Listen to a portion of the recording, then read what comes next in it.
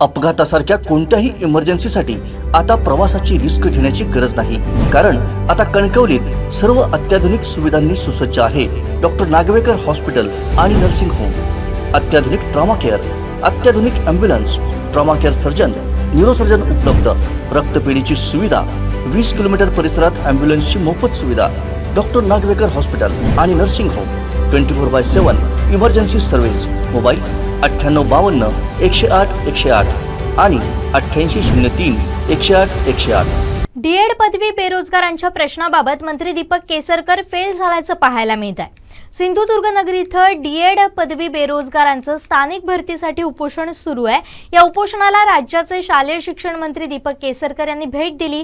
उपोषणकर्त्यांशी त्यांनी चर्चा करून उपोषण मागे घेण्याची मागणी केली, परंतु आपल्या मागणीवर ठाम असलेल्या उपोषणकर्त्यांनी आधी स्थानिक डीएड पदवीधारकांना नोकऱ्यांमध्ये सामावून घ्या, त्यानंतरच उपोषण मागे घेण्यात येईल असं मंत्री केसरकर यांनी स्पष्ट सांगितलं।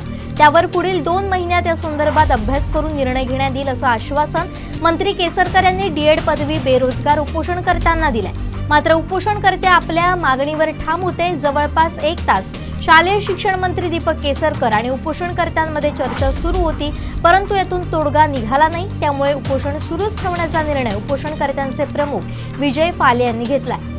यापुढे आमच्या ज्या समस्या होत्या, जे स्थानिक बेरोजगारांच्या समस्या होत्या, त्यांची वय जी उलटून गेली आहे, त्यामुळे गेली 12 वर्ष भरती प्रतीक्षेत आहेत त्यामुळे त्यांना कुठेतरी न्याय मिळाला पाहिजे ही आमची भूमिका होती। आणि जोपर्यंत न्याय मिळत नाही तोपर्यंत आम्ही ही जागा सोडणार नाही। आम्ही एका बाजूने शिष्टमंडळ आमचं पाठवू त्यांच्यापर्यंत, परंतु जोपर्यंत आम्हाला ठोस आश्वासन देत नाही तोपर्यंत आम्ही इथून हलणार नाही हा शेवटचा।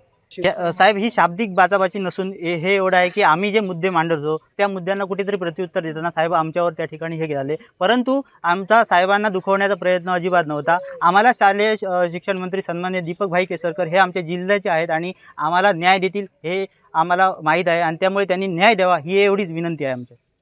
न्याय मिळेल ही अपेक्षा वाटते, कारण आमच्या जिल्ह्याचे मंत्री आहेत आणि या ठिकाणी सन्माननीय नारायण राणे साहेबांनी 2007 मध्ये ज्या प्रकारे शिक्षक भरती केली होती, सरसकट शिक्षक भरती केली होती, तशाच प्रकारची सन्माननीय दीपकभाईंनी या ठिकाणी भरती करावी एवढंच सांगू इच्छितो। दीपकभाईंनी सध्या तरी एवढं सांगितलं की टीईटी टेट परीक्षा द्या, परंतु आमचा या टीईटी किंवा टेट परीक्षेवर अजिबात विश्वास नाही, कारण आम्ही तुम्हाला सांगतो तब्बल 10 वर्ष झाली परीक्षा देत आहोत, पण परीक्षेमध्ये जे भ्रष्टाचार चालले आहेत, टीईटी परीक्षेतील भ्रष्टाचार, तब्बल 9,500 लोकांनी जी बोगस प्रमाणपत्र घेतली, त्यानंतर टेट परीक्षेमध्ये जे आता सद्यस्थितीत चालू असलेले भ्रष्टाचार, त्यामुळे हे जे भ्रष्टाचार चालले आहेत हे आमचे डीएड जे बेरोजगार आहेत सिंधुदुर्गातील ते पचवू शकत नाहीत। आम्हाला फक्त डीएड जी पदविका आहेत, जी गुणवत्ता शासनमान्य पुणे बोर्डाकडून दिलेली आहे, 80% किंवा 70च्या पुढे टक्के घेतले आहेत, त्या गुणवत्तेवर त्या ठिकाणी आम्हाला सरसकट शिक्षक भरती करावी एवढीच आमची मागणी आहे। सध्या तरी आम्ही शिष्टमंडळ त्या ठिकाणी सन्माननीय दीपकभाई केसरकर यांच्याकडे शिष्टमंडळ पाठवणार, त्यानंतर त्याचा रिप्लाय जोपर्यंत येईल त्यापर्यंत वाट बघणार आपण।